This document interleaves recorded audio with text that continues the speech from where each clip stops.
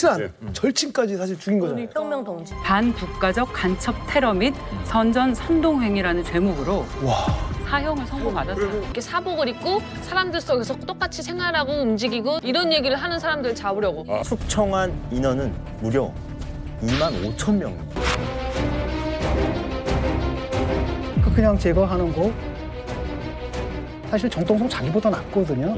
그러니까 불행한 겁니다. 그래서 제거할 수밖에 없고.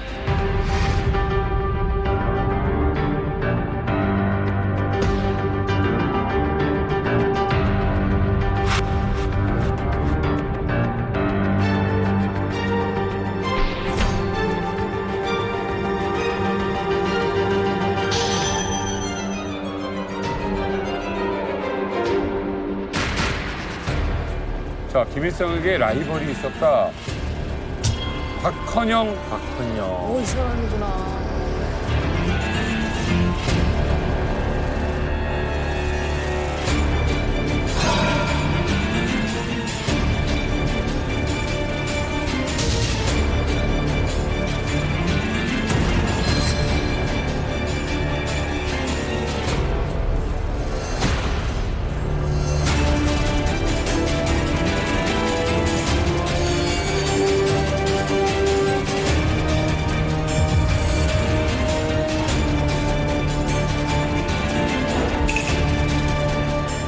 아니 사실 뭐 갓생도 갓생이지만 정말 너무 무서운 게 어떻게 보면 이 권력 때문에 무섭다. 자기랑 또 가장 친한 절친까지 사실 죽인 거잖아요. 혁명 동지를. 권력 앞에 부모 자식도 없는데. 근데 나는 무서운 게 그건 것 같아요.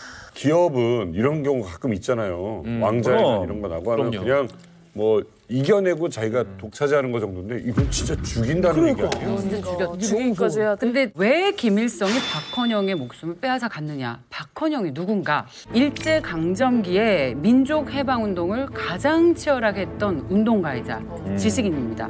그러니까 우리 민족의 운동은 우리가 결정한다라는 운동을 하기도 했고 해방 이후 남한에서도 조선 공산당 최고 지도자로 선출이 되기도 했습니다. 그런데 미 군정이 이승만을 중심으로 한 친미 정권을 세우면서는 공산당 세력이 탄압을 받았잖아요. 그러면서 자연스럽게 이걸 피해서 월북한 사람입니다. 자, 이제 그때 시대로 돌아가 볼게요. 그러니까 그때 시대를 보면 미국과 소련이 엄청나게 대치 중인 상황이었잖아요. 그런데 분할 통치를 했잖아요. 신탁 통치, 남과 북이 나눴잖아요. 그러니까 남한에서는 이승만이라는 정치 지도자가 미국의 인증으로 대통령 반열에 오르게 된 거예요. 그러니까 소련이 이걸 보면서 빨리 북한을 다스릴 수 있는 누군가 한 사람을 내세웠어요. 그래서 그때 당시에 북한에서 유명한 사람이 둘이 있었습니다. 김일성하고 박헌영인데 사실 김일성은 박헌영의 유명세에 비하면 끼지도 못할 사람이었어요. 박헌영이 더 유명했네. 아, 그럼요. 나이도 어렸고 김일성은 존경받는 사상가가 아니었거든요. 소련 군부 내에서 김일성의 이름만 회자됐던 뿐이지 한반도 내에서 김일성의 존재감?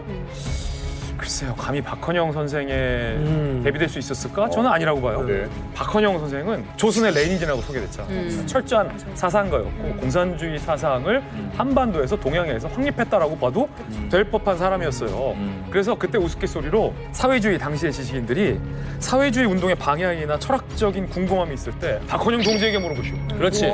라는 말이 무엇이든 물어보세요. 회자될 정도로의 당대의 지식인이었죠. 그래서 사실은 우리 쪽에는 김구 선생, 그리고 북쪽에는 박헌영 선생. 이렇게 사실은 사상적인 배경에 거장 둘이 뒀는데 두 거장 모두 다 사실은 미국과 소련에 의해서 배제됐던 인물이라고 봐야 되죠. 그래서 김일성은 소련의 필요에 따라서 간택된 인물이다. 이렇게 표현하는 게 가장 정확하지 않을까. 당시에 이제 김일성과 그다음에 박헌영이 있는데 정통 좌파 입장에서 보게 되면 아, 맞다.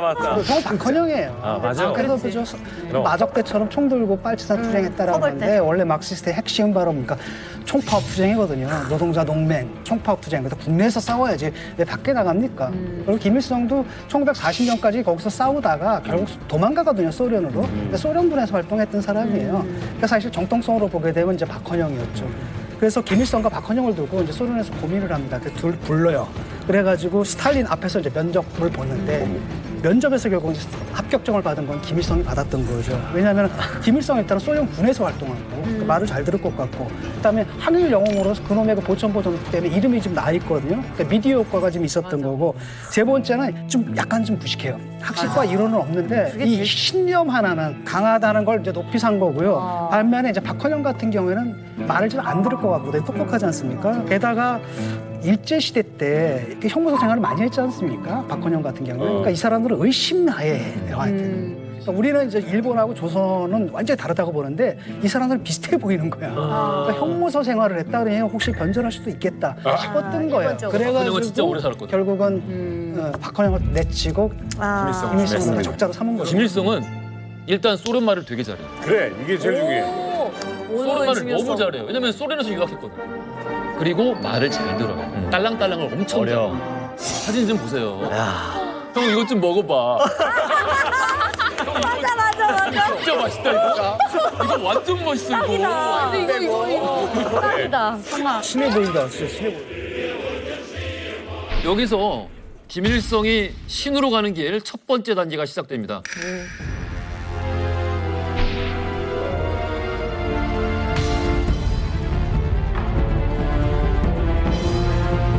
북한에 들어왔는데 일단 뭐 소련의 신을 얻어가지고 만주파란 이름으로 격상되긴 했어요. 근데 어쨌든 파벌이 없잖아요. 이때 북한에서 가장 세를 키우고 있었던 연안파와 소련파와 힘을 합치게 됩니다. 쉽게 넘어와요. 왜? 뒤에 소련이 있으니까. 그럼. 그렇지. 얘가 소련이 낙점하네요? 아, 그러면 얘한테 붙어야지. 손과 무기가 있는데. 그럼요. 내 삶을 그래서 살아야지. 연안파와 소련파가 세상에. 김일성의 만주파와 붙으면서 조선민주주의 인민공화국을 만들고 김일성은 부주석 자리에 자기 사람을 앉히지 않고 박헌영을 임명합니다. 김일성과 박헌영은 친형제처럼 우애가 깊었다고 합니다. 왜냐하면 동지이고 항상 함께 활동을 하다 보니까 그 관계가 친밀해질 수밖에 없죠. 그래서 1949년 박헌영이 윤옥이라는 여자와 재혼을 하게 되는데요. 김일성이 이 결혼식도 송대하게 치러줬다고 합니다. 진짜 친했네. 맞네. 잠깐만. 김일성이- 왼쪽이 누구야? 박헌영. 김일성, 박헌영. 박헌영, 와이프. 대원. 이게 재혼한 대원 사진.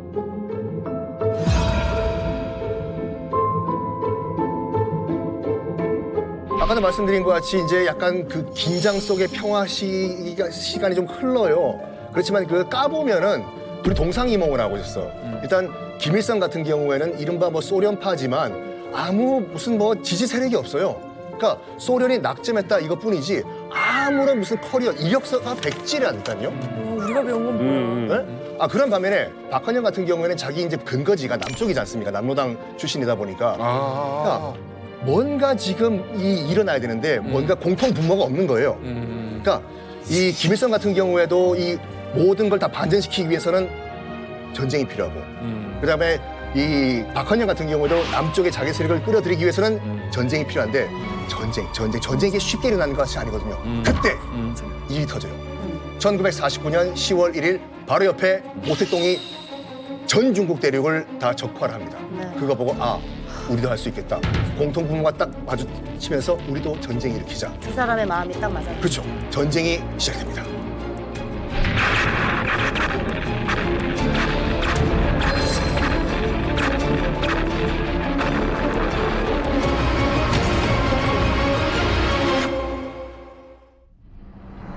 김일성과 박헌영은 우리 힘을 합쳐서 한반도를 공산화하자. 그렇지. 전쟁을 일으키자. 근데 그러려면 자기들의 힘으로 못 하잖아요. 그때까지만 해도 사이좋게 손을 잡고 스탈린과 모택동에게 전쟁을 허락해 주십시오. 그리고 우리 전쟁해 주는 거를 도와주십시오. 같이 가요. 이게 모택동에게 군사 지원을 요청했던 두 사람의 편지입니다.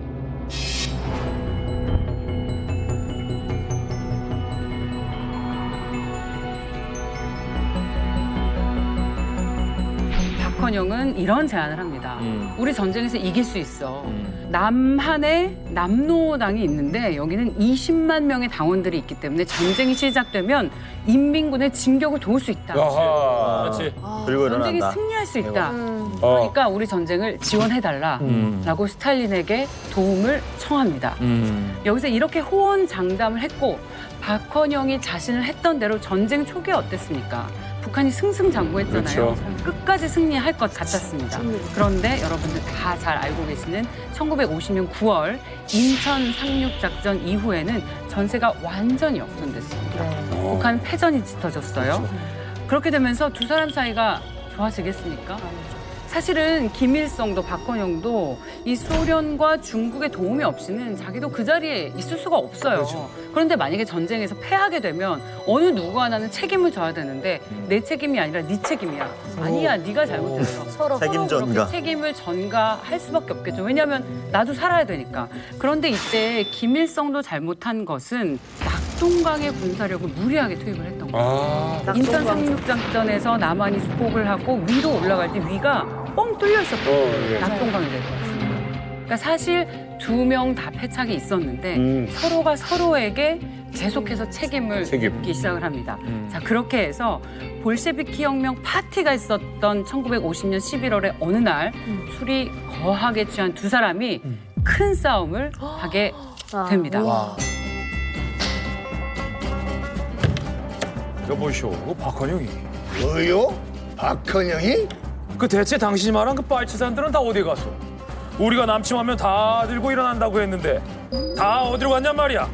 단체로 이민이라도 간 기야? 아니 그러면 동지는 우찌에 낙동강에 다 군대를 보냈어. 서울이나 후방에는 왜 군대를 보내지 않았단 말이오? 또 그 얘기하네, 또 그 얘기. 대답을 해보시오. 아이고 뭐 사회주의의 사자도 모르는 정말 이런 무식한 동지를 가지고 내가 뭘 한다는 거야? 자존심 건드렸다. 박헌영이 지금 뭐라고? 무식? 내 제일 싫어하는 무식? 무식하다고? 내가 스탈린이 선택한 인물이야? 지금 그 스탈린 동지한테 모가지가 날아가게 생겼어. 그러니까 나한테 책임 전가하지 마시오 동지. 당신은 나 세임이란 말이야. 알겠어? 세임 이거 이제 스파이야 이거 세임 영어했다고? 자식아 야, 이 전쟁이 자식아! 잘못되면 나뿐만 아니라 너도 죽어 임마. 너도 책임 있어. 이젠 반말이야? 이거이 자, 격분한 김일성은 박헌영에게 네. 잉크까지 집어 던지고 잉크병을 던졌어. 잉크병을. 이야. 이게 잉크병. 어우, 잘하죠. 던져야죠. 이게 굉장히 험악해가지고 당시 기록으로 남아있는데 소련 간부가 나서서 싸움을 멈추지 않았고 나중에 병사 3-4명이 달라붙어서 겨우 말렸다라고. 역시 그러니까 전쟁을 하자는 건 김일성이거든요. 왜냐면 자기는 항상 빨치산 투쟁, 항상 군사적 관점이고 박헌영은 항상 정통 막스주의예요. 인민봉기 이게 기본이다라고 했기 때문에 두 개가 이제 결합된 형태였는데 박헌영이 몰랐던 건 뭐냐면 그 당시에 이미 남로당 세력은 괴멸이 됐거든요. 일본적인 공격에 의해서 여순 반란 사건 해가지고 뭐 지리산 들어가서 다 괴멸이 된 상태였고 두 번째는 뭐냐면은 남한에서 토지 개혁이 일어나요. 이게 제일 중요해요. 맞아요. 그러니까 아무것도 교육도 못 받은 사람들이 막스라라케스, 레닌라라케스 왜 총 들고 지리산을 들어가? 간단하거든요. 공산주의자들이 토지는 농민에게로라고 했거든. 그러니까 평생 소장만 짓고 샀던 사람들이 이제 토지를 내가 갖게 됐거든. 그럼 이제 공산당이 오면 이때부터 내가 이걸 지켜야 되는 거예요. 질 수가 없죠. 그러니까 지켜야지. 공기가 일어날 수가 없는데 박헌영은 그걸 몰랐던 거야. 정확한 사정을 잘 몰랐고 자기가 딱 내려가게 되면 옛날에 자기 인기에 환영할 줄 취해가지고 알고. 아니 인민군이 딱 내려가면 서울만 딱 점령하면 밑에서는 알아서 봉기가 일어나서 분기할 것이다 라고 본 거죠. 맞습니다. 박헌영이 강구한 것은 한국의 실정. 이승만이 집권을 한 이후에는 사회주의 세력을 모두 괴멸시켰는데 그걸 잊고 남로당원 20만 명이 도와줄 것이다. 이 주장만 하고 전쟁을 강행을 하겠다라는 생각을 한 거죠. 그래. 여기에서 우리가 지금까지 계속 얘기하는데 이 똑똑한 박헌영이 아니라 왜 김일성이었냐라는 얘기를 하면서 결국에는 소련이 김일성을 좋아했었던 건 살짝 무식했기 때문이다. 그것을 다시 말해서 구슬리기 좋다. 너무 똑똑한 사람은 살짝 설득이 안 되잖아요. 자기 주장 강하고. 저는 그렇게 읽었거든요. 그런데 김일성이 어마어마하게 정치적인 감각이 있어요. 아 그럼요. 정치 동물이지 김일성은. 맞아요. 동물적인 그 감각이 뛰어납니다. 여기서 지식인들은 따라올 수 없는 그게 있어요. 그렇기 때문에 이 김일성 3부자가 지금까지도 신적인 존재로 군림하고 있는 것 같아요. 앞서 말씀하셨듯이 가장 치욕으로 생각하는 미제 스파이. 그렇지. 박헌영의 그 굴레를 씌웁니다. 박헌영이 미제 스파이였겠습니까? 그러니까 우리가 못해서 전쟁에서 진 게 아니다. 내부에 스파이가 스파이가 있었다. 사보타주를 했다. 근데 그게 박헌영이다라고 한 거죠. 근데 그게 먹혔어요. 네네네. 박헌영은 자술서에서 그래 나 미국 스파이다 맞습니다. 라고 얘기를 해요. 맞습니다. 근데 그거를 어이가 북한에서는 없습니다. 똑같은 말을 가지고 야 이것 봐라 박헌영이 자백을 했다라고 그렇습니다. 가리키고요. 그렇죠. 맞아요. 북한을 제외한 모든 나라에서는 이 똑같은 텍스트를 보고 아 박헌영은 그냥 자포자기한 상태였다라고 보자기죠. 그래서 결국에는 이 미제 스파이는 혐의를 근거로 해서 네. 1953년 3월 박헌영은 체포됐습니다. 그리고 55년 12월에 정권 전복 음모, 반국가적 간첩 테러 및 선전 선동행위라는 죄목으로 사형을 선고받았어요. 재판이 이루어져요. 그다음에 그 기록들이 남아 있는 거 그거 보면 이제 박헌영은 비웃죠. 이게 다 결론 정해진 재판인데. 아이고 얼마나 비참했을까. 질문. 북한에서 이 얘기 들은 적 있어요? 김일성하고 박헌영 술 먹다가 싸웠다. 영화에서 대체로 북한은 그 세뇌를 많이 시키잖아요, 네. 교육을. 김일성 항상 호슬호슬한 인민복 입고 항상 추운데 직접 나가서 싸우고 있고 그랬는데. 박헌영 뒤에서 와인 이렇게 위스키 마시면서 날라리 인텔인 이거 거야. 어때요? 저희도 이제 배우기로는 김일성은 이제 현지에 가가지고 옷도 항상 용접하는 호술하잖아. 사람들 안에 들어가서 같이 일하고 이런 모습을 상반되게 편집을 해요. 딱 그 시점에는 박헌영은 술 먹으면서 야, 김일성 어떻게 하면 우리가 잡아보자. 맞아. 앉아서 회의하는 모습. 딱 패션이 호지용 작가님 패션. 패션이 호지용 작가님 패션. 박헌영 패션? 네. 박헌영? 약간 박헌영 느낌이야. 고뇌하는 지식인이잖아요. 인테리. 아니 사실 그냥 친구도 아니고 어떻게 보면 정말 힘들 때 같이 손잡고서 이제 북한을 세운 그런 동지인데 갑자기 나보다 인기 많아? 그렇지. 친구를 죽이는 어떤 그렇지. 이런 건 좀 북한 정권 수립의 아버지가 2명인데 북한 정권 수립을 제대로 보지도 못하고 죽은 거죠. 그러니까 한 집에 아버지가 둘이 어떻게 돼? 맞아요. 뭐 박헌영과 김일성이 혁명 동지라고 하는데 저는 그냥 쇼였던 것 같아요. 그럼요. 왜냐하면 북한에 진짜 혁명 동지들이 있어요. 최령의 아버지 최현, 뭐 강건, 김책 이런 사람들이 대표적입니다. 그래서 김책하면 아마도 북한에서 제일 많이 그의 이름을 딴 학교들과 주소들이 많을 거예요. 김책 시 있죠? 김책 공업 종합대학 있죠? 김책은 6.25 전쟁 때 유엔군과 한국군이 올라갈 때 자청에서 평양에 남아서 싸웠던 사람이에요. 그래서 거기서 이제 전사했거든요. 그러니까 그 정도로 충복하면 무조건 김책 선생이 처음으로 나와요. 그래서 김책을 그렇게 일러주는데 그러한 김책도요. 그 외에는 안 가르쳐줍니다. 그가 어디에서 태어났고 어떻게 성장했으며 그가 어떻게 혁명의 길에서 그런 거 안 가르쳐줘요. 그가 어떻게 김일성 수령님을 그렇지. 위해서 충복했는지 정확히는 그 하나구나. 소중한 심장도 어떻게 조국을 위해서 바쳤는가 이런 것만 강조하는데 심지어 박헌영 선생에 대해서는 어떻게 가르쳤겠습니까 북한에서. 맞아. 북한의 교육에서 박헌영 선생을 뭐 어떻게 얘기하냐면 김일성 최고사령부 위치를 6.25 전쟁 때 미국에게 팔아 넘긴 미제 고용 간첩이다라고 딱 아예 그렇게 가르쳐요? 네. 그렇게 가르쳐? 진짜 우리랑 너무 다르게 알고 있다. 박헌영은 남측에서도 6.25 먹고. 일으킨 주범이고 못된 사람이고 그래, 비극적이다. 북측에서는 북측대로 이 배신자. 스파이. 그래서 역사계에서는 박헌영이 남북 모두에게 버림받은 비운아라고 평가를 하고 있어요, 솔직히요. 이게 그러니까 되게 특이한 케이스예요. 역사를 쭉 돌아보면 세계사에서 어느 한쪽에서 숭배받거나 어느 한쪽에서 터부시되면은 다른 한쪽에서 숭배받거나 터부시되거든요. 그러니까 그게 서로 이렇게 균형이 맞는데 박헌영 같은 경우는 양쪽에서 다 버린 거죠. 그냥 존재하지 않는 역사를 지어버렸어요. 희한한 일이죠. 엄청나게 유력한 사람이었는데 불구하고. 그러네. 심지어 그 박헌영을 그 사람 측근의 사람들하고 같이 처형을 했잖아요. 근데 어디다 그냥 막 대량으로 묻었대요. 그래서 시체도 못 없어, 못 찾았어요. 찾아. 묘지 없어요? 없어요. 의지가 있을 수 없죠. 그냥 측근을 묘기도 같이 없어요. 다 갖다 그냥 이렇게 웅덩이에다 이렇게 파묻었는데 어디 위치인지도 모르고 알 필요도 없다라고 그렇게 그냥 생각하고 있어요.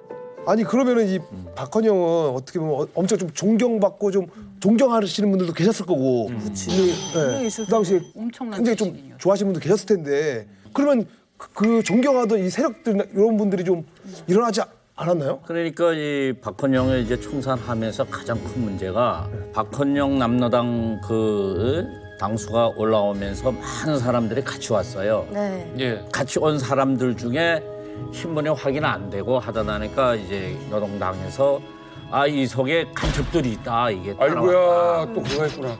그래가지고 이 박헌영뿐이 아니고 남로당 온 사람들 다 믿으면 안 된다 해가지고 당 정권 등에서 이제 총선을 시작하는데 급한 사람들은 이제 다시 탈북하다가 체포돼가지고 사형당하기도 하고 어떤 사람들은 이제 나는 깨끗하다 당당하다 억울하다 하고 이제 노동당에 항거하다가 그따위 우리는 모른다 하고 그냥 막 총선할 거. 자, 이게 출신 성분이 나오는구나 나중에 남측 출신들. 김일성의 이 행보, 친구를 자기 손으로 죽인 것도 모자라서 남아있던 세력들을 처단을 했습니다.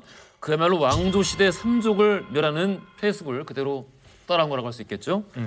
예, 일단은 1955년에 박헌영이 처형됩니다. 여기에 대한 반발이 상당히 있었겠죠. 그다음에 아주 그 이듬해 1956년 2월에 바깥에서 어떤 일이 벌어져요. 그건 바로 뭐냐면 스탈린이 죽은 지 3년 만에 소련 공산당 전원회의에서 당 간부들이 갑자기 스탈린을 비판하기 시작했어요. 스탈린주의를 비판하기 시작합니다. 이른바 이제 후르시초프가 주도한 스탈린 격하 운동이 일어나는 거죠.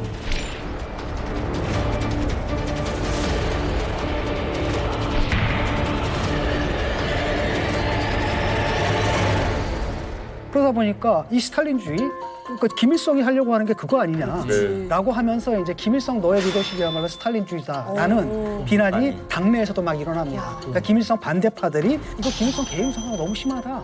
그다음에 개인으로의 그 권력 집중이 너무 심하다라고 하면서 우리도 벗어내야 된다. 이렇게 주장하고 나서게 되는 겁니다. 그럴 때가 있었구나. 야, 그때만 해도 북한이 살아있었네. 후르시초프가 들고 나왔던 게 뭐냐면 개인주의에 대한 일갈이었던 거예요. 소련 내에서 개인 숭배가 우상화가 되어서 안 된다라는 일갈이었거든요. 그래. 자, 모 회사의 경영 방식이 바뀌었어요. 그래. 그럼 자회사도 바뀌어야 되잖아요. 똑똑했구나, 김지. 이해가 쏙쏙 된다. 북한에서 그게 안 되는 거예요. 지식인인 줄 알았어. 자, 아까 파 얘기했잖아요. 김일성은 만주파. 나머지 파들이 야, 그러면 우리도 김일성 우상화가 되는 거 아니냐. 그래. 난 지적이 당연히 북한에서 나와요. 나오지. 안 그래도 몇 개월 전에 박헌영을 처형하면서 다른 파들이 볼 때 아씨 우리도 이렇게 되는 거 아니야? 라는 얘기 때문에 저항감이 있었거든요. 그리고 거기 부배기들이 있잖아. 아니 그럼 부글부글 하고 있었는데 모 회사가 방침을 바뀌었으니까 때는 이때다죠. 또 마침 김일성이 출장을 가요. 소련으로. 소련으로 출장을 가요. 국내에 김일성이 자리를 비웠어요. 김일성이 북한을 장기간 떠난 그 사이 북한 중앙당 간부들이 모두 모인 8월에 회의가 열립니다. 그 자리에서 김일성에 대한 도전을 실행하기로 계획한 거죠. 반대파들이 똑같이 스탈린 우상화는 안 된다. 스탈린을 김일성으로만 바꾸면 돼요. 똑같은 지적이 나왔어요. 인물은 후르시초프에서 윤공흠이라는 당시 북한의 상업상인데 지금으로 따지면 경제부총 정도 되는 높은 직급의 윤공흠이라는 상업상이 그날 김일성의 개인 숭배를 대표 자격으로 단상에 올라서 일갈하기로 한 거예요. 그렇지. 이게 말이 됩니까? 혁명이네, 혁명. 자, 그런데 이 시도는 종민 씨 네. 성공했을까요? 성공했으면은 지금 김정은이 없었겠죠? 와, 우리 오빠 대단. 어느 정도로 실패하냐면 처참히 실패합니다. 그래서 윤공흠 상업상이 본인이 준비했던 원고가 있을 거 아닙니까? 그 원고를 다 읽어내기도 전에 김일성 세력에 의해서 단상에서 강제로 끌어져서 내려오고 끌려 내려가요. 소련파랑 연안파가 그 모습을 보면서 충격을 받는 거예요. 설마 김일성이 이게 전체 회의지 않습니까? 조선 공산당 전체 회의에서 우리 발언권까지 막을 거라고는 상상을 안 했어요. 그러니까 그때 이제 어떤 게 포인트였냐면은 연안파는 중공업이 아니라 경공업부터 시작을 해야 된다. 우리 전쟁 끝난 지 얼마 됐는데 무슨 중공업이냐, 돈이 어딨냐. 인민들 지금 굶어 죽고 있는데 김일성 같은 경우는 무슨 소리냐고. 내가 소련 가가지고 돈 갖고 올 수 있으니까 중공업부터 밀고 나가자. 이거를 치고받고 이때 그 8월 종파 사건이 있었던 그때 윤공흠이 올라가서 그 얘기를 한 거예요. 보십시오. 지금 우리 인민들이 이렇게 배를 굶고 있는데 김일성은 중공업 정책을 믿고 있습니다. 우리는 중공업이 아니라 경공업을 지금 밀어야 됩니다. 하는데 끌려 내려온 거예요. 끌려 내려오는데 다른 연합파가 올라가서 또 얘기를 하려고 했어. 우리는 경공업이다 하는데 또 끌려간 거야. 어머. 그래서 야 어떻게 된 거야? 지금 우리가 지금 숙청된 거야? 일단 집으로 돌아왔어. 숙청된 걸 느낀 게 뭐냐면 자기들끼리 서로 연합파끼리 연락을 하려고 보니까 전화선이 끊어져. 그래. 이미 끝났어. 이미 끝났어. 이미 우린 숙청됐다. 더 늦기 전에 도망가자. 기획이 실패한 원인 중 하나가 군사력인데요.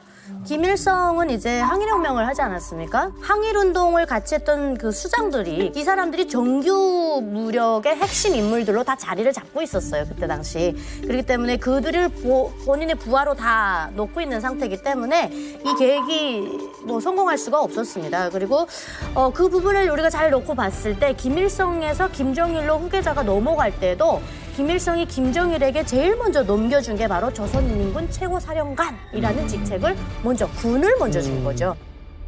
소련에서 보면은 이게 지금 막장 드라마예요. 우리가 지원해주고 니들 뭐 이렇게 한다고 했더니 지금 보더니 지들끼리 싸우고 지지고 먹고 곱게 보이지가 않을 것 같습니다. 그렇죠. 자, 이제 소련 입장에서 그냥 두면 안 되니까 연합 대표단이 북한에 찾아옵니다. 중국과 소련의 입장에서는 이게 마뜩하지 않죠. 왜냐하면 소련파 그다음에 중국의 입장에서 연합파가 그래도 자기들 세력이란 말이죠. 그런데 이걸 쳐내니까. 근데 당시에 북한의 입장에서도 아직은 중국과 소련의 영향력을 무시할 수 없습니다. 일단은 소련은 사회주의 종주국이고 우리로 말하면 미국과 같은 존재고. 근데 중국군 같은 경우에는 중국군이 없었으면 사실 우리 통일됐거든요. 그래.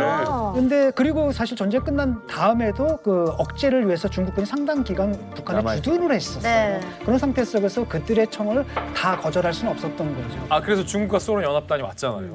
왜냐하면 연합파랑 소련파가 축출되고 다 도망갔다.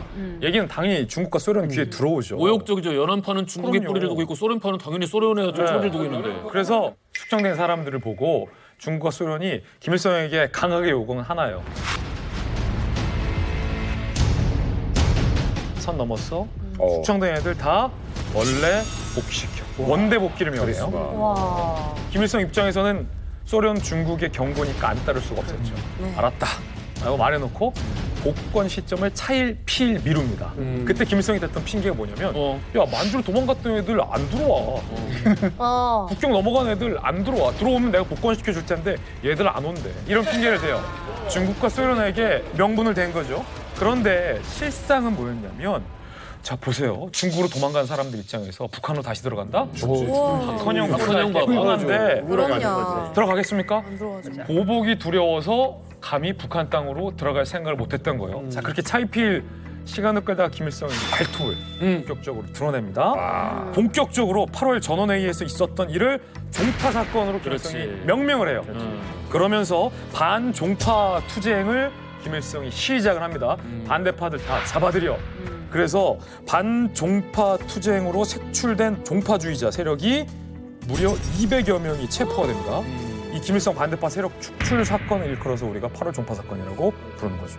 소련과 중국이 강하게 개입한 것도 박헌영이 죽음을 막지 못한 것 때문에 더 강하게 개입한 게 있어요. 박헌영을 죽일 줄 몰랐거든. 그래서 개입을 안 했었는데 실제 죽이고 나니까 연합파와 그러니까 중국파라고 할게요. 중국파와 소련파에 대해서도 아주 강하게 대처할 것 같은 게 뻔하니까 강하게 개입을 한 거죠. 근데 이후에 김일성이 이거를 아주 쿠데타처럼 정치 스캔들화 시킨 거예요. 그러면서 8월 종파 사건이라는 이름을 붙이는데 이 회의 안에서 소란을 피웠던 그 사람들이 사실은 우리 체제를 괴멸시키려고 했던 아주 나쁜 세력들이다. 사상자들이다. 그래. 이렇게 종파란 나쁜 이름을 붙여가지고 얘기를 해버리니까 더 이상 어떻게 손쓸 방법이 없죠. 그러면서 북한에서 종파로 가면은 가장 심한 욕이래요. 맞아요. 이 사건 때문에. 네, 그래서 싸울 저희끼리도 싸울 때도 어떤 정파 욕을 문제가 맞아. 애들 싸울 때처럼 이렇게 친구들끼리도?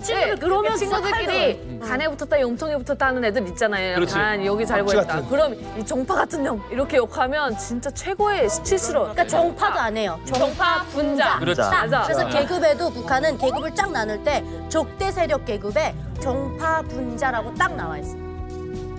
8월 종파 사건은 사실 뭐 중앙당 간부들 그리고 대학생들한테 교육을 시키는 내용 중에 하나예요. 그래요? 들어가 있고 내용 등을 보면 그냥 김일성이 어떤 사회주의를 건설하기 위한 노정 안에서 종파들이 굉장히 고난과 어려움들 많이 졌지만 사실 옆에 있는 수많은 어떤 충실한 사람들이 김일성을 지켜서 우리가 이걸 지켜낼 수 있었다. 아, 이 얘기가 그렇게 되는구나. 네, 그러니까 지금도 사회주의를 위해서 충성을 다해라. 이렇게 이제 내용이 그리고 또 교육이 돼요. 그때 그 정파분자들을 처형하지 않았다면 우리식 사회주의가 절대로 일어설 수 없었다. 이거를 그런데 우리가 확실하게 짚고 넘어가야 되는 건 뭐냐면은 지금 현재 우리의 국내 학자들은 이 종파 사건이란 말 자체는 김일성이 나에 반대되는 세력을 다른 파벌들을 악마화하기 위해서 만든 종파라는 나쁜 단어이기 때문에 8월 전원회의 사건이라고 부르는 것이 옳다라고 해서 지금은 국내에선 8월 전원회의 사건으로 공식적으로 부르고 있습니다. 이제 지금 상황을 보니까 종파 사건을 통해서 북한의 최고 권력자로 이제 군림하게 됩니다. 욕심이 끝이 없죠. 여기서 또 열망 하나가 튀어나옵니다. 이제 신의 영역으로 가야지라는 마음을 먹게 됩니다. 내가 아무리 노력을 해도 박헌영도 죽이고 종파 사건을 일으켜도 내 마음대로 되지 않는다는 거 알았어요. 중국과 소련이 이래라 저래라 하면 전 그걸 따를 수밖에 없다. 그래서 나는 그런 눈치 안 보고 진짜 내 말이 율법이 되는 그런 체제를 만들고 싶다. 내가 가신 체제를 만들고 싶다. 그래서 만든 게 바로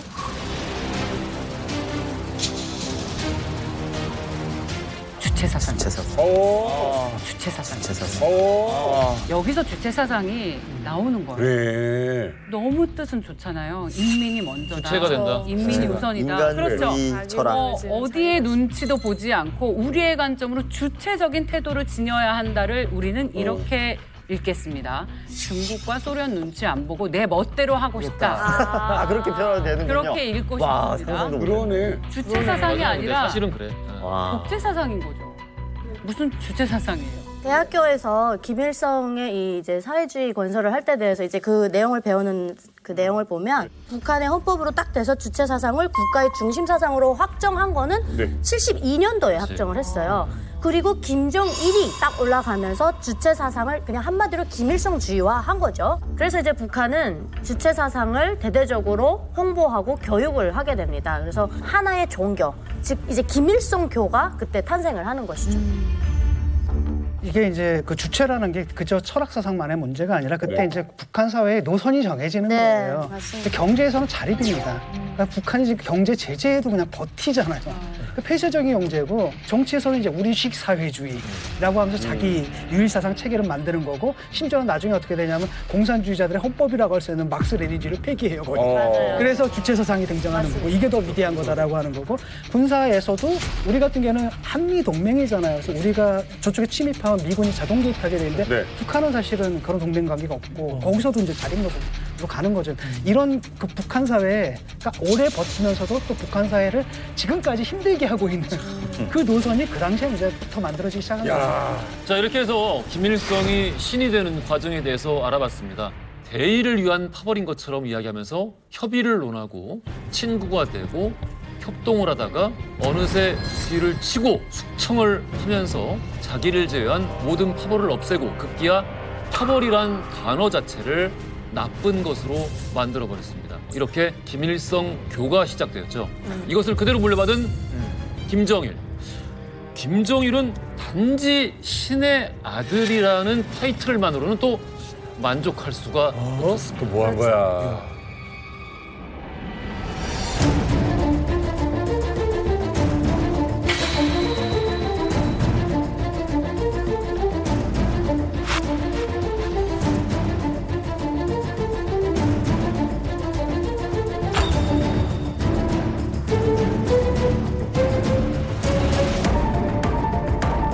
자, 이제 나도 또 신이 돼야 돼요. 아, 저거 봤는데 막 소름 돋는다.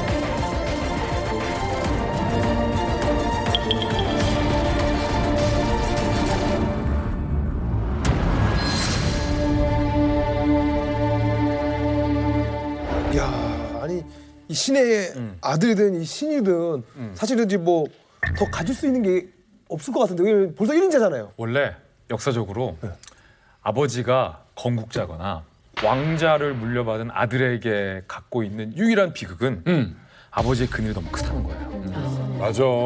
그 그늘에서 벗어나지 못하면 실패한 정권으로 끝나는 거고 그 그늘을 벗어나야 한다는 항상 욕망이 있는 거죠. 아버지가 이미 숙적들은 다 제거를 해놨어요. 우리가 지금까지 얘기했던 8.5 총파 사건을 통해서. 그리고 아들 김정일이 신이 될 수 있는 명분도 아버지 때문에 만들어놨어요. 주체사상. 자, 그럼 김정일이 탐냈던 건 뭐냐? 저 인민들의 머릿속을 탐낸 거예요. 저 인민들의 마음속.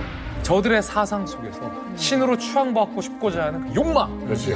이들의 사상을 들여다보고 싶고 검열하고 싶고 하는 그 욕망. 그 욕망이 김정일에게 남아있던 겁니다. 그러니까 다들 나를 따르고 나를 숭배한다고 말은 하는데 그 안까지 사랑받고 싶은 거야. 그렇죠. 난 지배하는 걸로는 성이 차지 않아. 날 사랑해야 돼. 사랑해요. 진짜 신이 되고 싶어. 진짜 존경해야 돼요. 궁예가 되고 싶은 거는 네 마음이 다 보인다. 어머, 너무 싫다. 너무 싫다. 근데 실제로 김일성대 다닐 때 그 김씨일가만 타는 엘리베이터가 따로 있어요. 그래서 엘리베이터 타고 둘이 이렇게 올라가는데 문이 이렇게 열린 거예요. 근데 대학에 그 일하시는 분들이 김일성을 보자마자 그 앞에서 완전 90도로 인솔을 했는데 그 뒤에 김정일이 있었는데 김정일 쪽으로 시선이 안 왔대요. 그게 너무 화가 나가지고 그때는 이미 김정일 쪽으로 그 영향권이 많이 왔는데도 불구하고 김일성의 그늘이 너무 컸던 거예요. 아버지를 지켜. 그리고 현지지도 끝나고 간 다음에 나가자바람으로 그들의 정강이를 발로 빵 차면서 니놈들 눈에는 내가 안 보이느냐라고 굉장히 막 화를 냈다는 일화도 있거든요. 이야, 근데 이게 지금 94년도에 김일성 죽고 지금 몇 년 동안 이게 잘 준비하려고 그러는데 고난의 행군이 왔어요. 맞습니다. 예기치 않은 곳에서 변수가 터집니다. 김정일의 정통성을 뒤흔들 수 있는 자칫 북한 최대의 경제난이옵니다. 고난의 행군. 그때 얼마나 많은 사람들이 굶어 죽었습니까? 97년도 고난의 행군 때 수만 명이 굶어 죽었다라는 유명한 통계가 있잖아요. 우리 한민족의 비극이죠. 김정일 권세를 물려받고 나서 얼마 안 됐는데 평양 빼고 나머지 배급이 끊겨요. 그럼 북한 인민들이 본인을 사랑하게 했습니까? 본인을 원망하게 했습니까? 원망하지. 실제로 그때 당시에 북한 주민들의 마음속에 싹 텄던 게 김일성 때는 안 그랬는데 맞아. 고난의 행군이 찾아오면서 김정일이 어쩌면 마음속에 이렇게 마음을 바꿔먹으면서 이 사람들한테 내가 사랑받고 싶다 해서 나를 사랑하지 않는 놈들을 찾아냈다 라고 마음이 굳겠는지 모르겠어요. 그러니까 사실은 인민을 믿지 못하는 거예요. 자존감이 낮은 인민을 맞아, 믿지 맞아. 못하니까 그 다음에 어떻게 되냐면 들어가서 색출을 해야 되는 거고 또 하나 그때 이제 가장 많이 쓰는 방법이 뭐냐면 우리 안에 있으면서도 우리 밖에 있는 사람, 내부의 적. 이걸 찾아내는 거죠. 그래서 그런 일을 갖다가 전적으로 해줄 수 있는 기관을 하나 이제 창설하게 됩니다. 그런 기관도 있어요? 해주는 기관. 그게 바로 1997년에 만들어진 사회 안전성의 비밀 조직 심화조. 그러니까 우리나라로 따지면 경찰에 더 많은 조직을 부여한 비밀 조직이라고 볼 수 비밀 있을 경찰인 것 거죠? 같아요. 예, 권한을 부여했다는 거예요? 예. 권한을 무서부리의 권한을. 공안경찰이죠, 공안경찰. 자, 그 비밀 경찰 조직인 심화조를 만들었습니다. 네.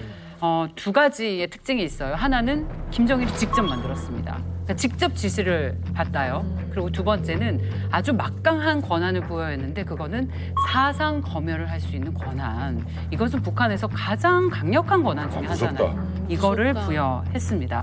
근데 김정일이 이런 심화조를 만들어서 자기가 자기 손에 직접 피를 묻히진 않죠. 네네네. 대신해서 사람을 앉혀요.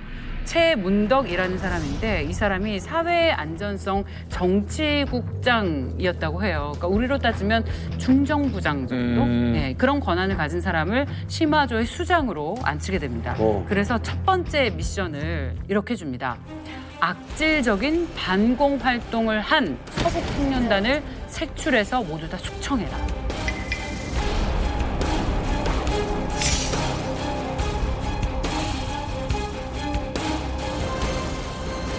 서북 청년단이 북한에 왜 있어? 그러니까 말도 안 되는 얘기죠.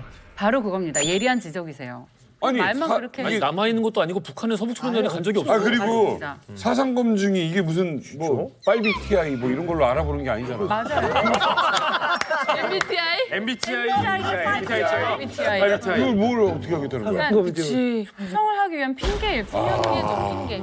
말씀하셨던 것처럼 서북청년단은 서울에서 활동하는. 옛날이잖아 이거. 예, 이미 다 남한으로 갔는데 그런 핑계일 뿐이었는데 이런 핑계를 대고 이제 본격적으로 숙청을 시작하게 된 거예요. 이거 할 때 이제 제가 인민학교 졸업할 때쯤이거든요. 근데 그때 정말 그 어른들이요 줄 서서 갔어요. 뭐 옆집 사람이 예를 들어 이런 말을 했대요. 아 우리나라 치약은 왜 이렇게 안 좋아? 어머. 중국 치약은 짜면 나오는데 우리 치약은 왜 덜 같아? 이렇게 얘기를 했다고 끌려갔어요. 맞아, 덜 같았어. 안 나왔어.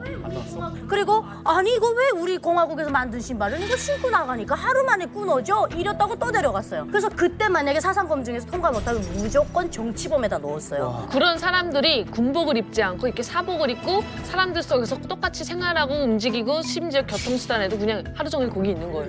이런 얘기를 하는 사람들 잡으려고. 무섭다. 빨비TI 하는 거야. 그러니까 97년도에 만들어진 이 시마조의 규모가 엄청나게 컸어요. 일단은 평양을 중심으로 전국에 수백 개의 거점을 두고 네. 그리고 요원들이 8,000명이 포진되어 있었습니다. 고난의 행군 중인데도. 중에 설립한 이 시마조가. 그리고 이 사람들이 이 시마조가 숙청한 인원은 무려 25,000명. 이 힘든 시기에 이런 나쁜 놈. 그 기간에 고난의 행군이 그렇게 힘든데 정치범 수용소를 더 만들어서 거기다 사람들을 보내버려요. 근데 지금 그 종합을 해보면은 고난의 행군이라는 그 민심 이반이 이제 벌어졌고 김정일 정권 같은 경우에는 큰일 났다. 그래가지고 제3의 타겟을 만들어 놓고 그쪽으로 관심을 돌린다 이거지 않습니까? 네. 그걸 봤을 때 그리고 수많은 사람들이 죽었잖아요. 네. 그러니까 비슷한 케이스를 이제 우리 근현대사에서 찾으면은 이제 일본에서 그 비슷한 케이스가 하나 발생을 합니다. 1920년대 전 세계 같은 경우에는 1차 대전 끝난 다음에 경제가 박살이 났어요, 전 세계적으로. 일본 같은 경우에는 하루에 70개의 회사들이 도산을 하고 있었어요. 그 1920년대 그때 이제 일본 정부는 이거 큰일 났다. 민심 위반이 일어나면 어떡하냐 하고 있는데 1923년 9월 1일 오전 11시 59분 동경에서 규모 7.9의 강진이 발생해요. 7.9면 7.9. 서 있지 못해요. 이른바 관동대지진이거든요. 그래. 일본 정부 멘붕이 온 거예요. 예. 가뜩이나 지금 국가가 도산 직전인데 이렇게 천재지변까지 일어났다. 어떻게? 이게 분명히 공기 일어난다. 다른 데로 관심을 돌리자. 누구에게? 조선인에게 돌리자. 그러면서 일본 내무성과 내무대신과 도쿄 경시청이 합작을 해요. 기자들 앞에서 도쿄 경시청 관방부장, 홍보부장이죠. 직접 발표를 하겠다. 조선인들이 우물에 독 탔다고. 이게 일반 유언비어로 등장한 게 아니라 일반 유언비어가 아니에요. 공포에 질린 시민들이 만들어낸 말이 아니라 정부에서 만든 것이죠. 일본 정부와 일본 경시청이 공식적으로 만들어낸 거예요. 이거 너무하잖아. 그래가지고 일본 경시청도 한 조선인들 한 1,000명, 2,000명 정도밖에 안 죽을 것이라고 생각을 했는데 웬걸 일단 공식적으로는 한 3,000명 이상이 사망한 걸로 나와 있고 독일 외무부의 자료에 따르면 23,000명이 죽창에 찔려 죽었어요. 그러니까 이 나라가 경제가 위험에 빠지고 나라가 이제 막 흔들리고 우리 집도 막 지금 너무 힘들어. 경제가 힘들어. 근데 자연재해까지 일어났어. 분노가 막 치솟아. 그러니까. 이걸 어디다 줬대? 이걸 어디다 부숴? 어디다가 조선인 쪽으로 돌리자. 이건 꼭 기억을 하셔야 돼요. 서로. 일단은 그 시마조 사건의 주 무대가 된 곳이 있어요. 평양시에 있는 영성구역이라는 곳인데요. 사실은 이게 어떠한 주민의 신고로 이루어졌다라고 북한에서는 이제 이를 키웠죠. 뭐 뒤에 뜰을 파보니까 거기서 총알, 총 이런 것들이 나왔는데 이것이 이제 김정일을 시해하기 위한 도구들이다. 이렇게 이제 시작이 됐거든요. 그래서 그때 평양시가 그냥 전체가 그냥 공포 분위기였어요.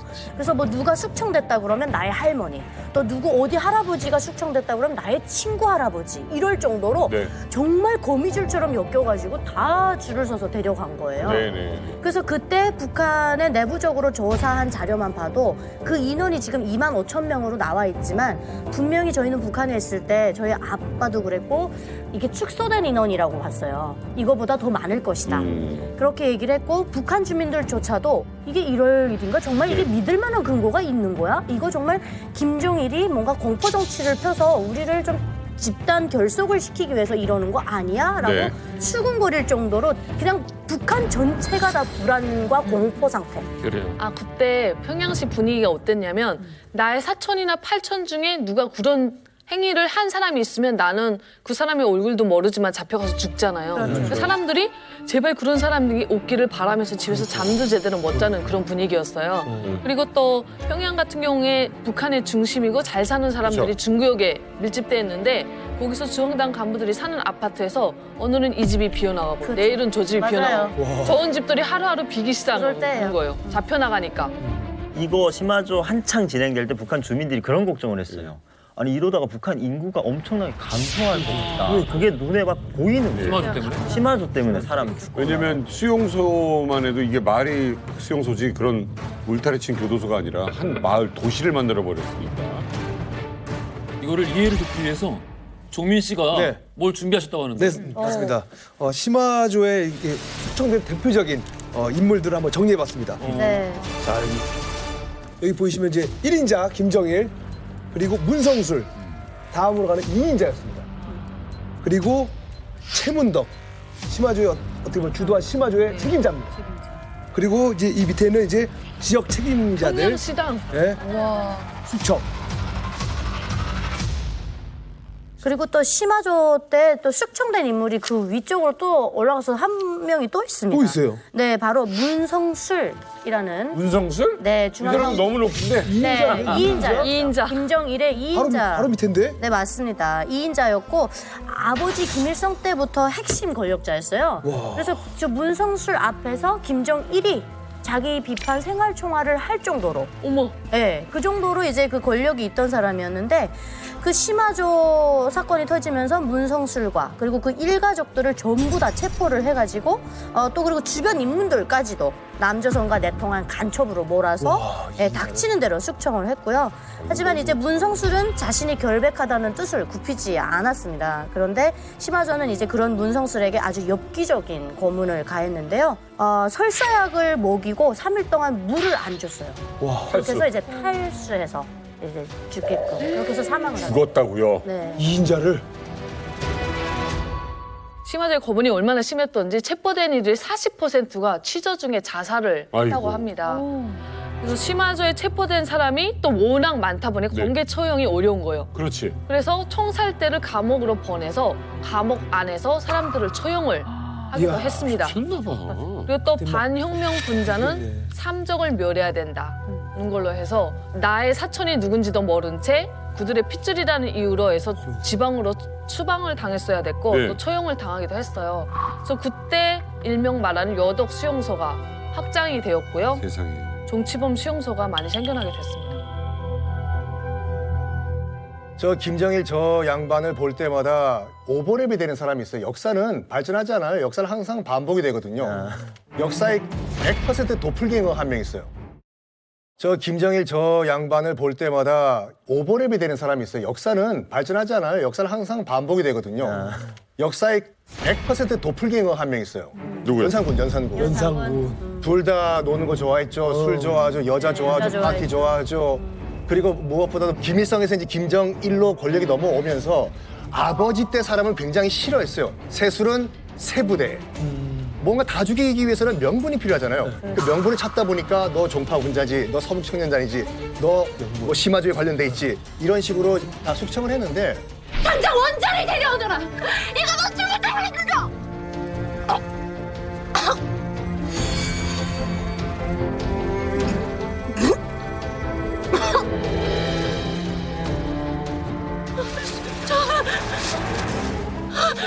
살려주십시오.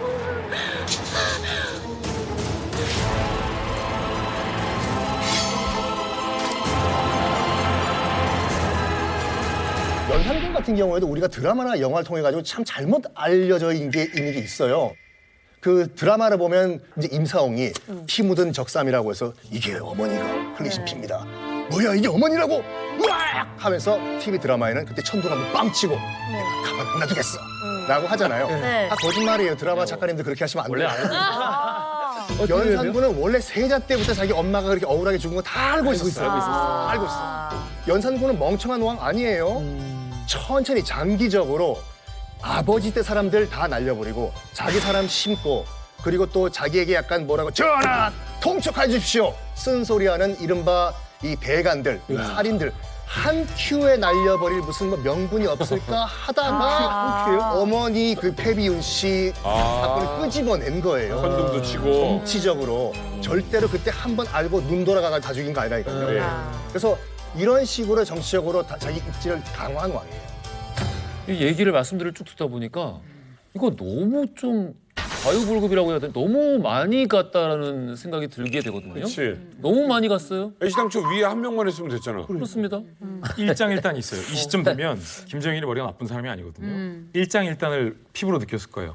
일장은 애초에 시마조 사건은 고난의 행군으로 이반된 민심을 공포통치로 틀어잡기 위함이었어요. 그리고 그 과정에서 공개적으로 불만을 제기해 감히 이것들 하고 잡아서 처리하기 위한 목적이었어요. 이 정도 됐으면 소기의 목적은 충분히 달성하고 남았어요. 자, 이제부터 부작용이 올라오기 시작합니다. 그렇지. 이때 당시 평양 시민들과 북한 주민들 사이에서 김정일에 대한 이 분노 이게 거의 폭발 직전이었어요. 만약에 조금만 더 시마조를 사건을 벌였으면 어쩌면 북한 내에서 저는 봉기 일어날 수 있었다고 봅니다. 그 정도로 불만이 팽배했습니다. 쿠데타가 일어나든지. 중요한 건 김정일이 이걸 귀신같이 알고 있었다는 거예요. 이 시점을. 그때 김정일에게 이자처럼 과잉 진압이 됐다라는 그런 얘기들이 막 술렁술렁 나오기 시작할 때쯤 김정일이 그런 보고 받았어요. 과잉 진압됐고 죄 없는 사람들도 끌려가서 억울하게 죽었다 하니까 김정일이 정말 어처구니 없는 그 지시를 하나 내렸는데 그래? 그럼 과잉 진압에서 끌고 갈 사람들 또 죽여. 그래? 그럼 과잉 진압에서 끌고 갈 사람들 또 죽여. 그래서 그들까지 죽이다 보니까 아까 제가 말씀드렸던 것처럼 25,000명이 아니라 더 많은 숫자가 그때 이들을 보냈던 사람들도 또 보냈어요. 수사를 했던 사람. 네. 그러니까 니들이 잘못한 거야. 근데 김정일이 그렇게 변태적이고 머리가 좋은 것 같아요. 그러니까. 이거 숙청한 것도 내 잘못 아닌 거야. 그러니까 이거 이 역사를 많이 공부한 것 같은데 그리고 김정일이 실제 이런 일이 많거든요. 잘 뺀 거예요, 김정일이 이거.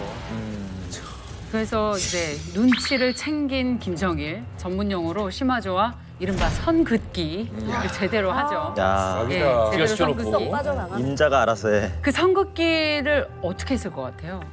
아주 단순했습니다. 시마조, 너네 이거 너무 잘못한 거 아니야? 너무 가버렸어. 마치 자기는 안 했다는 듯이 완전히 시마조를 토사구팽해버립니다. 토사구팽하기 위해서 어떻게 하겠어요? 책임자. 시마조의 최고 책임자 최문덕 그냥 죽여버리죠.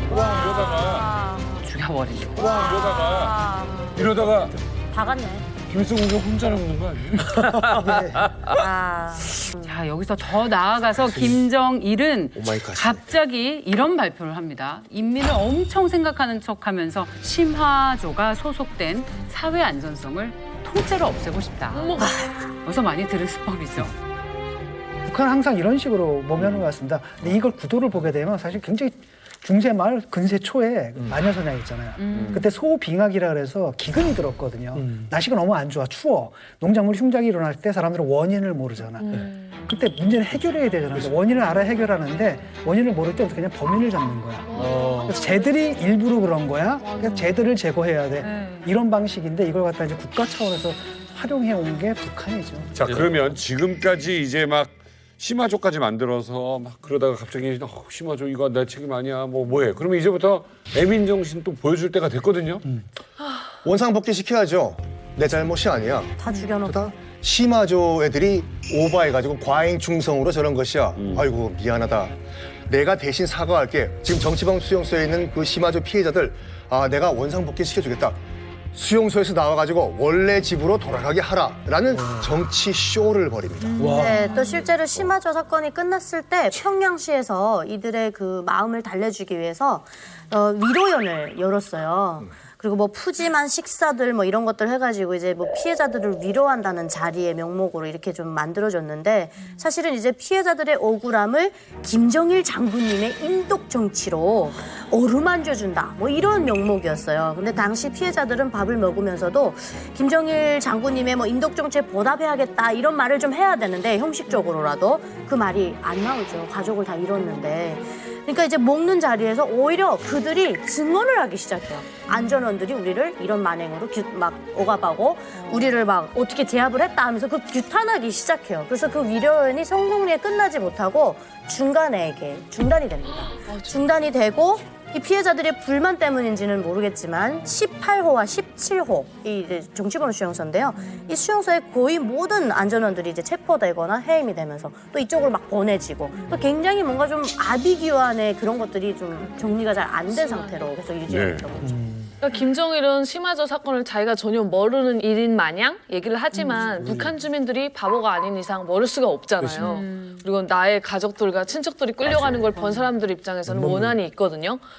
그리고 또 북한이라는 시스템 안에서 최문덕이라는 사람 개인의 지시로 어떻게 이렇게 북한 고위층의 간부들을 죽일 수가 있겠습니까? 그래서 주민들은 김정일의 지시가 아니라는 것을 절대로 믿지는 않았지만 또 공포 정치를 펼치다 보니까 말하기는 무서웠던 것 같아요. 자, 어쨌든 할아버지 신이 있고요. 아버지 신이 있습니다. 그 신들이 뭐 토리의 망치처럼 뭐 내어준 게 있습니다. 바로 핵입니다. 김정은 요즘 하루가 멀다 하고 미사일 쏴대고 있습니다. 그가 이렇게 미사일 그리고 핵에 집착하는 거는 남한도 아니고 북한 때문도 아닌 아버지 김정일의 유언 때문이다 라는 말이 있습니다.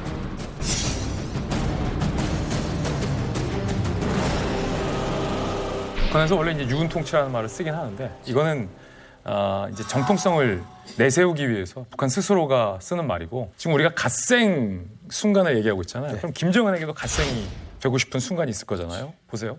김일성은 아들 김정일에게 주체 사상을 물려줬습니다. 김정일은 아들 김정은에게 핵을 물려줬어요. 김정은 입장에서는 본인이 갓생하는 순간 첫 번째는 핵 노선입니다. 핵을 완성하는 순간을 김정은은 본인이 갓생하는 순간이라고 여길 것 같습니다. 그러네. 매번 사진도 찍어서 올려. 그렇죠. 맞아. 그리고 김정은이 두 번째 꿈꾸는 갓생 순간은 아버지 때도 풀지 못했던 대북 제재를 본인이 풀었다. 인민들에게 경제적인 조금의 자유를 준 군주로 남는 걸 굉장히 원하는 것 같아요. 그걸 김정은의 갓생 순간으로 여기는 것 같고 실제로 매우 근접하게 김정은 집권하고 얼마 안 돼서 시도하라고 했었죠. 트럼프 만나고. 트럼프 대통령과 싱가포르 그리고 하노이에서 두 차례 북미 정상회담을 통해서 대북 제재를 풀려고 했지만 결국 실패했죠. 보세요. 그 순간을 김정은이 갓생하고 싶어 했다라는 반증이 거기서 실패하니까 김정은과 김여정이 어떻게 돌변합니까? 갑자기 피해 통치로 돌변하면서 우리나라와 북한 대내적으로 MZ세대들한테 남한 영상물 본다고 잡아서 죽이기 시작한 게 잡아서 가두기 시작한 게 그 이후에요. 맞습니다. 김정은 씨가 돌변하게 되죠. 다시 이제 피해 통치, 공포 통치로 회귀하게 되는 거죠. 행복이네. 저희가 지금 갓생의 순간에 대해서 얘기하고 있는데 잠시 여기서 갓생의 의미를 바로 잡자면 열심히 사는 거예요. 아침에 일찍 일어나서 운동하고 출근하는 사람을 보고 갓생한다. 자기 전에 책 읽고 자는 것을 갓생한다. 저희는 이만갑식으로 새로 해석을 하겠습니다. 새로 해석을 한 갓생. 가시 되는 거지. 그렇습니다. 가시 되고 싶은 김정은의 얘기를 하고 있습니다. 근데 김정은은 지금 심각한 체제 위기 속에서 북한을 물려받았잖아요. 자신의 선대인 아버지 그리고 할아버지를 따라해서 자신에게 부족한 어떤 통치력을 보완하려고 하는 시도를 계속하고 있습니다. 북한 지난 전승절 행사에서 이런 모습을 선보였는데 김정은이 연설할 때 무대 뒤에 어마어마하게 큰 스크린을 띄웠어요. 그 스크린에서 뭘 보여줬냐면 할아버지 김일성의 영상을 띄우면서 6.25 전쟁 처음에 북침을 주장하는 김일성의 연설 그리고 휴전 협정 체결을 알리는 모습을 계속해서 내보냈습니다.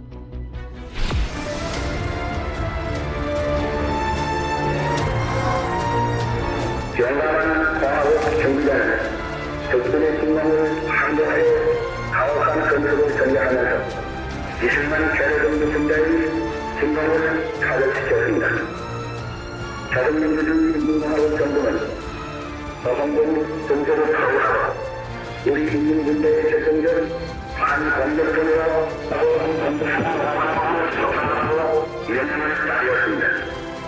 그렇게 하면서 김일성의 이미지와 카리스마를 여전히 반복하면서 자신의 부족한 통치력을 보완하려고 하는 시도를 계속하고 있습니다. 그 보완을 하면서 김정은은 이런 생각을 하고 있을 것 같아요. 일단은 아버지, 할아버지의 그런 정통성을 이어가면서 뭔가 변화를 줘야 되겠다. 그 변화가 뭐였냐면 할아버지 같은 경우에는 주체사상이잖아요. 아버지는 선군 통치였잖아요.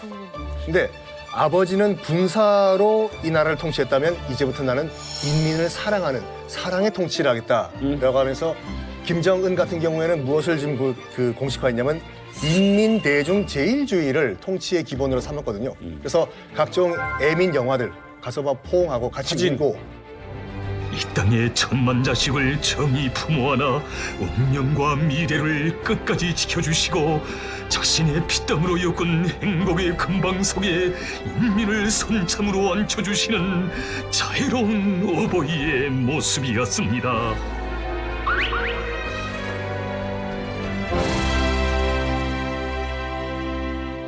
이런 걸 통해 가지고 아버지까지는 군사력 가지고 우리나라를 통치했지만 물론 그 기조를 유지하면서 나는 인민들을 사랑하는 지도자로 나가겠다라는 걸 보여주고 있는 것 같아요. 이게 뭐 보통 이제 일당 독재인데 일당 독재가 아니라 개인 숭배가 되잖아요. 그러면 인간이 신이 되는 겁니다. 그것도 유일신이 되는 거고 그다음에 성경 10계명의 제1조가 뭡니까? 나 이외에 다른 신을 섬기지 마라 라고 해서 아무튼 죽일 수밖에 없는 거예요. 그래서 장성태 고모부지만 아니 앉아가지고 뭐 이러고 있잖아요.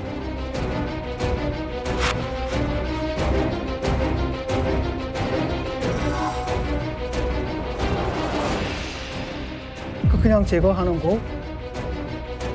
그다음에 김정남 밖에서 나돌지만 사실 정통성 자기보다 낫거든요. 그러니까 불행한 겁니다. 그래서 제거할 수밖에 없고. 그래서 이 체제, 일당 독재가 아니라 개인 숭배가 되는 한 지금 우리가 봤던 이것은 1세대, 2세대, 3세대, 4세대가 오든 계속 반복될까라는 거죠. 얘기를 쭉 들어보면서 좀 3대에 걸쳐서 우리가 이야기를 특정한 사건들을 통해서 이야기를 들어봤는데 이거는 결국 김일성이 던진 부메랑이 돌아오고 있는 것이다. 저는 그런 생각이 강하게 드네요. 왜냐하면 결국 김일성이 확립한 주체사상에 따르면은 그들은 무오류의 지도자일 수밖에 없거든요. 실제 주체사상의 내용이 그래요. 결론이 그렇습니다. 무오류의 지도자일 수밖에 없다는 게 논리적인 귀결이라는 거예요. 그런데 아버지가 무오류의 지도자인 신인데 그런 신을 섬기는 아들이 또 신이어야 되는 거야. 매번 신이어야 되는 거예요. 그러면 그 전의 신을 부정하고 나는 또 내가 내 스스로 신으로서 뭔가를 또 보여줘야 되는 거지. 그렇지. 매번 신이 돼야 되는 이런 비극을 결국 이 가문은 되풀이할 수밖에 없을 것 같다 앞으로도. 그런 생각이 그러니까 그런 대로 또 북한은 김일성 집안은 나름대로의 철학과 이념이 있어요 이게. 안 들여다보면 쉽게 얘기하면 비유해 얘기한다면 이 초원에 초식동물, 육식동물, 양육강식이 작용하는데 이 육식동물이 있으면 안 된다. 초원에는 초식동물만 있어야 된다. 결국 김일성 집안이 김일성이라는 사람이 지가 목동인, 총도 목동인 거죠 이렇게. 그 승량이 뭐 늑대, 사자, 호랑이를 다 쏴 죽이고 철조망을 치고 그런 놈들이 못 들어오게 하고 이거를 보호한다 하니까 북한 인민들은 그게 또 감사한 거예요. 우리를 보호하고 착취하는 거 없고 골고루 평등하게 살게 해주는구나. 그러니까 이 신적인 전제로 이게 승화될 수밖에 없는 이런 사회적 구조를 가지고 완전하지 않은 사육이에요. 맞아요. 그렇지. 사육이에요, 사육. 그렇죠. 그러니까 북한 주민들은 그렇게 살게끔 이제는 사육을 당하고 있고 습관이 된 거지. 제가 탈북해서 되게 어이없었던 게 저는 태어나서부터 이 말을 떼기 시작해서부터 김정일을 아버지라고 부르고 살았어요. 뭐 빗바람 창가에 몰아쳐와도 우리 아버지만 계시면 불구름을 막아주고 이렇게 배웠는데 탈북해서 생각해보니까 저희 아버지는 자식을 위해서 자기를 희생하고 내 자식이 굶으면 허벅지 살이라도 베어서 이런 게 부모의 마음이잖아요. 우리 인민들에게 이 밥에 고깃국에 비단 옷을 입혀주시려고. 그러니까. 여기 딱지밖에 들었어요. 너무 싫다. 아니 그러면 저는 태어나서부터 저는 3세대 할아버지 대원 씨는 고맙습니다. 김일성 때 태어나서 김정일 때 겪고 지금 여기 와서 저기를 보고 있는데 언제 이 밥에 고깃국에 비단 옷 입혀줄 거예요? 아버지란 이름 좀 빼지. 그랬더니 또 김정은 원수님도 아버지래. 어떤 아버지가? 우리 아버지면 좀 낫지 어머니라고 하잖아요. 어머니 당. 그리고 김일성, 뭐 김씨일가는 아버지라고 칭하는. 진짜로 찐으로 아버지 존경한 게 언제까지야? 수령님 존경한 게? 저는 중학교 한 2학년까지 찐으로 존경했어요. 진짜 존경. 네. 저는 1년에 한 2번 정도 존경했습니다. 왜? 2월 16일, 4월 15일 뭐 선물 받는 줄 날. 때. 선물 줄 때. 크리스마스하고 부활절날 교회 가는 거지. 그때만 기독교인이야. 그러니까 지금 우리가 지금 얘기하고 있는 건 진짜 존경으로 들었던 공부잖아요. 네. 저 그때 그런 사건이 있었는지도 몰랐고 당연히 우리를 위해서 그 사람은 항상 희생하는 존재이기 맞아요. 때문에 그 사람을 사랑해야 된다고만 생각을 했었어요. 그럼 유럽 가기 전까지 몰랐어요, 잘?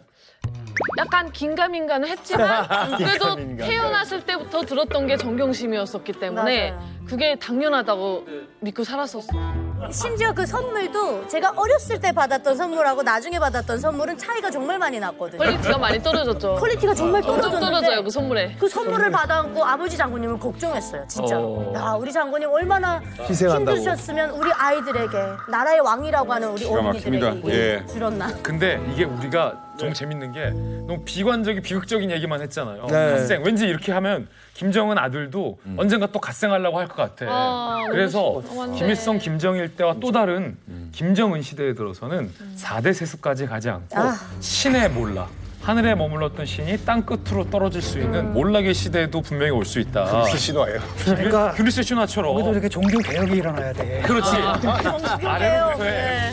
아래로부터의 김정은에 대한 연기의 가능성은 김일성, 김정일 때보다 그 어느 때보다 크다라고 실제 우리 정보 당국도 보고 있거든요. 군대가 있어. 나는 제일 중요한 건 영상만이 보여주는 거라고 봐. 맞아요. 몰락의 순간이 올 수 있다. 그러니까 그렇게 충성부자였던 저도 와이파이가 되는 순간부터 생각이 바뀌더라고요. 영상 봤죠? 네, 맞아요. 인터넷이면 끝나요. 인터넷이야.